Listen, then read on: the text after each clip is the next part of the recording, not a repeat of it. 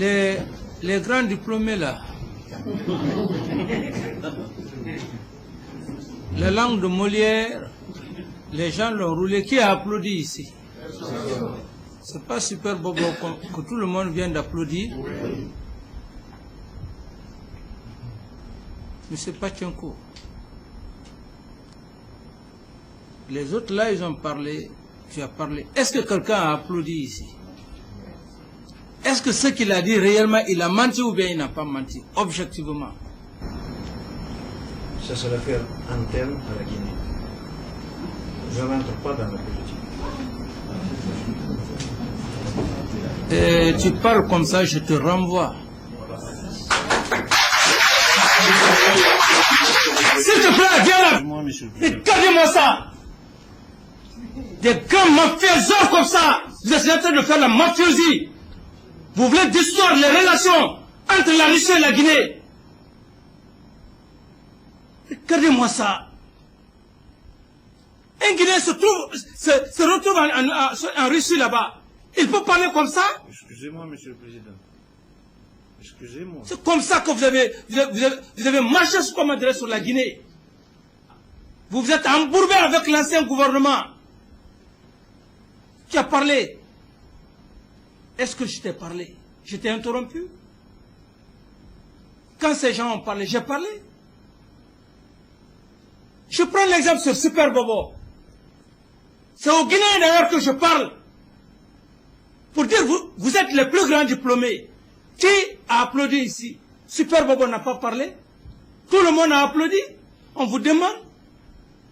Vous dites que vous n'êtes pas dans la politique. Quelle politique? Tu es un voleur alors. Parce que l'usine là, c'est pas toi qui as fait cette usine là. Cette usine là nous appartient. Ça appartient à nos parents. Pardonnez-moi, Monsieur le Président. C'est la politique.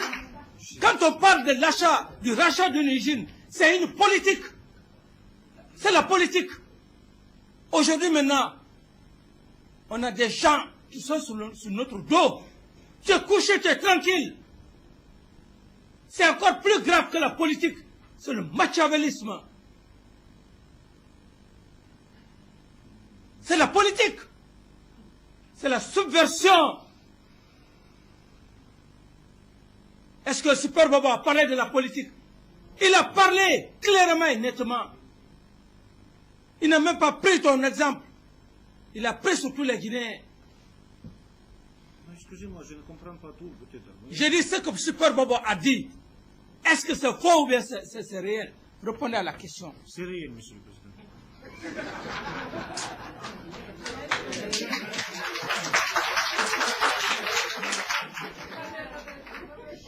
Vous savez, il faut qu'on soit honnête.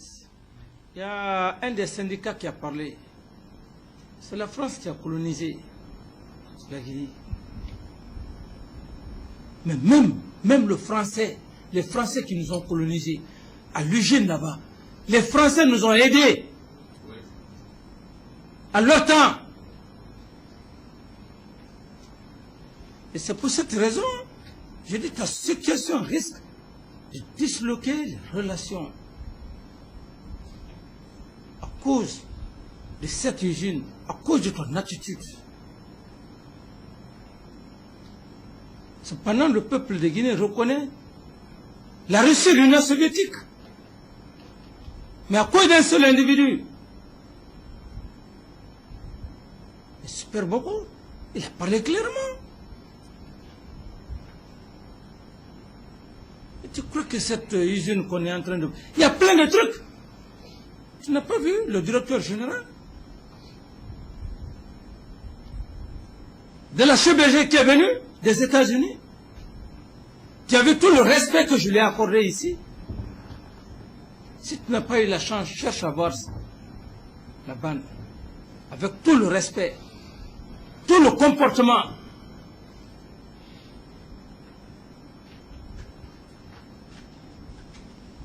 Vous demandez, vous dites que vous pensez que c'est la politique.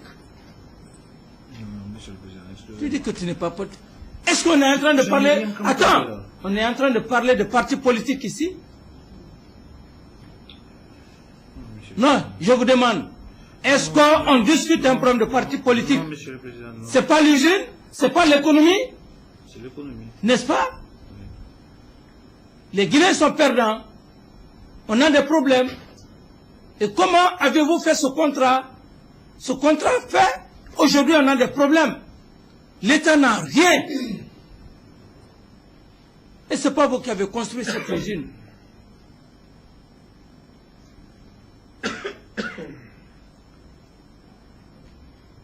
Est-ce qu'on parle de politique ici? On parle d'économie.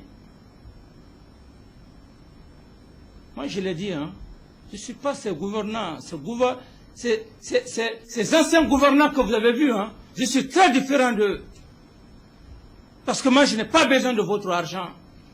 Je n'ai pas besoin que je sois corrompu pour prendre les biens de l'État donnés.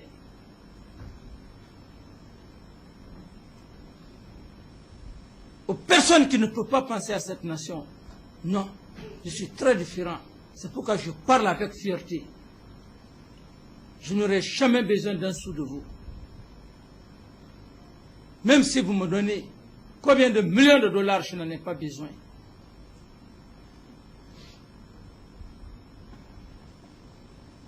Vous l'avez vu, avec la SAC, 22 millions. M'ont donné, j'ai refusé. J'ai aujourd'hui le dossier. Les 22 millions sont déjà au niveau de la Banque centrale. Monsieur le secrétaire général, les 22 millions, Sont déjà à la Banque centrale, ils sont domiciliés là-bas. n'est-ce pas? Oui, monsieur. Vous pensez que nous sommes en train... Tu es en train de blaguer avec la vie d'une nation. Jamais, Monsieur le Président. Tu blagues avec la vie d'une nation.